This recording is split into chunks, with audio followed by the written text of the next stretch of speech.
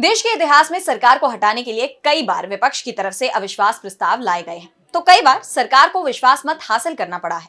आमतौर पर अविश्वास प्रस्ताव और विश्वास प्रस्ताव जब भी आता है तो इसका परिणाम क्या होगा, इसका अंदाजा पहले से ही हो जाता है। लेकिन 1999 में केंद्र की अटल बिहारी वाजपेयी के नेतृत्व वाली एनडीए सरकार राष्ट्रपति के आदेश पर सदन में विश्वास प्रस्ताव लाई थी। तब किसी को अंदाजा नहीं था कि विश्वास प्रस्ताव का नतीजा क्या होगा।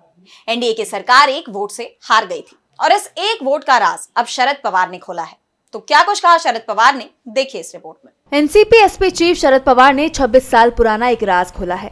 1999 में जब अटल बिहारी वाजपेयी सरकार लोकसभा में सिर्फ एक वोट से विश्वास प्रस्ताव हार गई थी, पवार ने कहा कि वाजपेयी सरकार को गिराने के लिए उन्होंने सत्ताधारी दल में सेंधमारी कर दी थी। 8-10 मिनट की बातचीत के बाद मैंने एनडीए का एक वोट तोड़ लिया था। पवार ने कहा कि मैं उस समय विपक्ष का नेता था। सरकार की तरफ से लाए गए विश्वास प्रस्ताव पर 2 दिन बहस हुई थी। वोटिंग से पहले हमारे पास 8 से 10 मिनट का समय था। जब मैं चर्चा के लिए सदन से बाहर निकला, उसके बाद जब वोटिंग हुई तो सरकार की तरफ से एक सदस्य ने विपक्ष के पक्ष में वोट दिया। वाजपेयी सरकार सिर्फ एक वोट से गिर गई।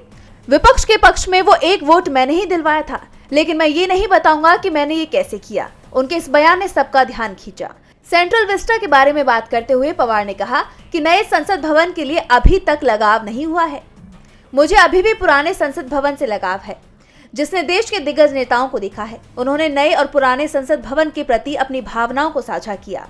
आपको बता दें कि अप्रैल 1999 में अटल बिहारी वाजपेयी की सरकार जो विश्वास प्रस्ताव लाई थी, उसके समर्थन में 269 वोट पड़े थे, जबकि विपक्ष में 270 वोट पड़े थे।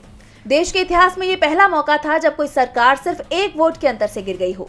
इससे 3 साल पहले 1 जून 1996 में अटल बिहारी वाजपेयी अपनी सरकार को लेकर विश्वास प्रस्ताव लेकर आए थे, लेकिन जब सरकार के पास बहुमत का आंकड़ा नहीं दिखा तो उन्होंने इस्तीफा दे दिया। तब वाजपेयी सरकार सिर्फ 13 दिन चल पाई थी। डीबी लाइव की रिपोर्ट।